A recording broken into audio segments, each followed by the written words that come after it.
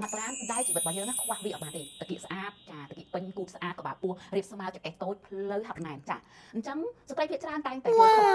ถ้าหลุมหักร้านนักบ้านตรมตายสมรสคลั่งยกบันจืดสะอาดหรือโกเรียมสะอาดจ้ะ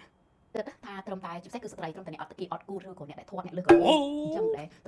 ตามก็ได้ต่อคันนี้คือติดโคตรแต่งสรงจ้ะหลุมหักจ้ะเย็บเปียทักไปเจาะเย็บปีถมได้จีบเยิ้มประกาศเวียตีมวยคือเจี๊ยหลุมหักร้านแต่ช่วยดคลั่งบันจ้าช่วยเอาตะกี้สะอาดกับแบบปูเรียบสมาร์ทแก่โต๊ะเพลิงหักแหนจ้ะให้ทั่วเรียงกายแบบเยอะนะเรื่องม้วนแบบปีช่วยแนบน้องจีบประจำทั้งไงจ้ะช่วยแนบกะกุยกะดาวกะโชហើយជួយអ្នកក្នុងការកាន់របស់ដៃបានលះហួនហើយធ្វើឲ្យរាងកាយមានចលនាងាយស្រួលជារៀងរាល់ថ្ងៃអត់មានជាប់ចែកចុកស្អីលំហាត់ប្រាំមួយនេះជួយផ្លាស់ប្ដូររាងកាយរបស់អ្នកនិងជួយផ្លាស់ប្ដូរជីវិតរស់នៅប្រចាំថ្ងៃរបស់អ្នកផងដែរគឺជាផ្នែកមួយដ៏សំខាន់នៅក្នុងជីវិតរបស់ពួកយើងអញ្ចឹងគាត់លីយកលំហាត់ប្រាំនេះចេញពីថ្នាក់12សប្តាហ៍ផ្លាស់ប្ដូររាងកាយនៅផ្ទះហាត់សាមញ្ញការលំហាត់ប្រាំបែបសាមញ្ញលំហាត់តាមជំហានហើយនឹងអញ្ចឹងតោះយើងទៅហាត់ទាំងអស់គ្នាណា Let's go យើងចាប់ផ្ដើមហាត់ទាំងអស់គ្នាជំហានទី1ទាំងអស់គ្នាឈរឲ្យដងខ្លួនត្រង់ចាបើជើងរបស់យើងឲ្យធំជាងស្មារបស់យើងណាឲ្យស្មាធំជាងស្មាទាំងអស់គ្នាបន្ទាប់មកបើយើងជើងចេញបន្តិចឈរឲ្យដងខ្លួនត្រង់ចាព្រមចោលចេញដកដង្ហើមចូលព្រមចោលចេញដកដង្ហើមចូលបញ្ជាក់ណាដកដង្ហើមចូលតាមច្រមុះព្រមចេញតាមមុខចាអូខេអញ្ចឹងដៃយើងអាចដាក់ទៅមុខចេញមកកាន់គ្នាមកតែកុំប្រាំណាកុំប្រាំដកដង្ហើមចូលដកចង្ខ្នងចាដកចង្ខ្នងលើកតាមទ្រូដកដង្ហើមចូលជួយធ្វើចំហៀងឲ្យណាចាងាយស្រួលមើលចានេះមកនេះដកដង្ហើមចូលចាណាទៅតុប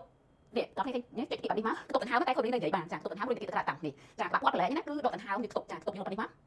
ជង្គង់នេះឲ្យនៅលើម្រាមជើងបញ្ជាក់ណាខ្លួនយើងស្មាយើងនេះត្រូវតែនៅជួរជាមួយនឹងដៃជើងចាលើទឹកយើងណាមិនទៅចេះពេកមិនចេះមកជិះពេកណាអត់ទេគាត់យកដែរអូខេសុំម្ដងទៀតដកដង្ហើមចូល